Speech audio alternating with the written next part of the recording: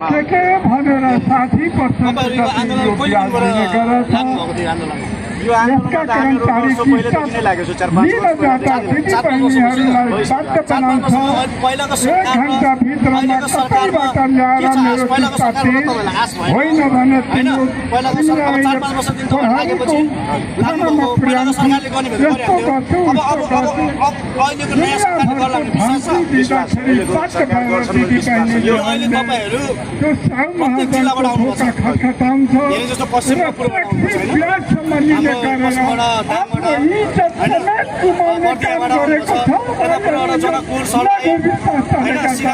आउनुहुन्छ यसको समाधान होला र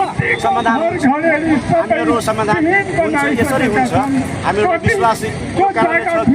हामीहरू यो लघु संस्थाको पीडित हुँदा हुँदै पनि हामीहरू लघु संस्थाले हामीलाई साह्रै दुःख दियो लघु संस्थाले कारण हुँदाखेरि हामीहरू सब महाजनतर्फ पनि पीडित भयो के लघु संस्थाको लागि तर हामीहरू एउटा समाधान त दुईटा समस्या आयो दुईटा समस्यामा त कुनै सरकारले त एउटा हल गर्न जान्छ पहिला हामीहरू त दुईटा ब्याजको तरफमा हामीहरू अब मैले तपाईसँग एउटा कुरा के सोधेँ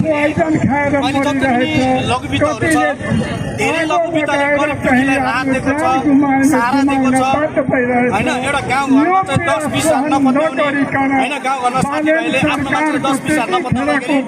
लघु वित्तले चाहिँ लाखौं लाख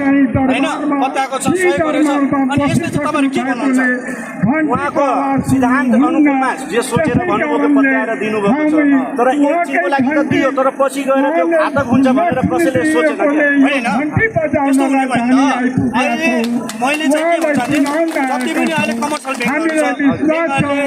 लाखौं लाख पैसा दिएको छ अहिले सरकारी लघु वित्तले के छ भने एउटा गरिब दुखीहरुले चाहिँ हैन चटपटी बेच्नको लागि चिया बेच्नको लागि सामान्य हैन घर परिवार चलाउनको लागि पनि लघु वित्तले चाहिँ 50,000 20,000 तत्कालीन दिएको छ त्यो गरिब दुखीलाई पुरा राहत दिएको छ अनि यो प्लस पोइन्ट हैन लघु वित्तको लागि लघु वित्त यो कुराहरु सबै भनाइमा मात्रै सीमित छ भनाइमा मात्रै सीमित छ किनभने हामी पनि एउटा सानो व्यवसाय हो हामी पनि व्यवसाय नै गरिरहेका छौं हामीहरू नपत्याएर हामीले 1 लाख रुपैयाँ त दियो तपाईको पेन्सन बचत गर्नु भनेर राम्रो हुन्छ आधारभूत बचत गर्नु तपाईहरु सञ्चय कोष बचत गर्नु व्यक्तिगत बचत गर्नु हाम्रो पैसा 5,000 कमाउँछु भने सबै अनेकौं बचतमा हराउँछ मेरो किस्ता कहिले सकिन्छ मेरो ब्याज कहिले सकिन्छ नसकेर हामीहरुलाई पनि अहिले कति कुरा लघु वित्तको चाहिँ महिलाहरु जसरी उनीहरु हामीलाई यो लघु वित्तले चाहिँ मेरो लाइफ चेन्ज गर्नेछ मेरो भविष्य चेन्ज गर्नेछ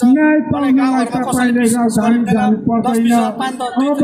कसैले मलाई विश्वास गरिदैन तर यो लघु वित्तले यो संस्थाले मलाई यति लाख दियो यति हजार दिएर मेरो जीवनमा चाहिँ परिवर्तन गरेको छ मलाई धेरै ठुलो राहत दिएको छ सहारा दिएको छ भने म धेरै कुराहरु धेरै मिडिया पनि यस्तो भनेको छ यो कतिको सत्य हो त्यो होला न अब कसलाई होलान कसलाई नहोलान त्यो त थाहा छैन मलाई तर हामीहरुलाई त त्यसबाट हामीहरु पीडितै छन् भएको छ अब यो तपाईहरुको माग पूरा भएन तपाईहरु के भन्नुहुन्छ माग पूरा भयो भने हामीहरुले खुसीको साथ जान्छौं हामीहरु फेरि बिजनेस व्यवसाय गर्छौं हामीलाई सही तरिकाले दियो भने त्यो हामीहरु यो भन्दैनौं कि हामीहरु तिर्दैनौं जे जसो छ हामीलाई सही छ त हिसाब गर्नु सही तरिकाले कम ब्याजमा कम सहुलियतहरु ब्याजमा हामीलाई लगानी गर्नु अब हामीहरुलाई 18% भरेर दिन्छ हामीलाई 40% दिन लगाउँछ यो सरकारले तपाईहरुको माग पूरा गरेर के गर्नुहुन्छ हामीहरु यस्तै आन्दोलन गरिबस्छ हामीहरु माग पूरा होस् धन्यवाद हैन हामी पनि तपाईहरुको लागि आवाज उठाउने छौं हैन अब यत्रो देशव्यापीबाट यसरी बुवा आमा भएन बुढाबुढीहरु उपस्थित हुनुहुन्छ यो माग पूरा हुनुपर्छ अहिलेको सरकारले सुनोस् र अहिलेको सरकारलाई चाहिँ उहाँहरुको जुन पीडा छ समाधान गरिदिनु पर्यो सुनिदिनु पर्यो है ल धेरै धेरै धन्यवाद।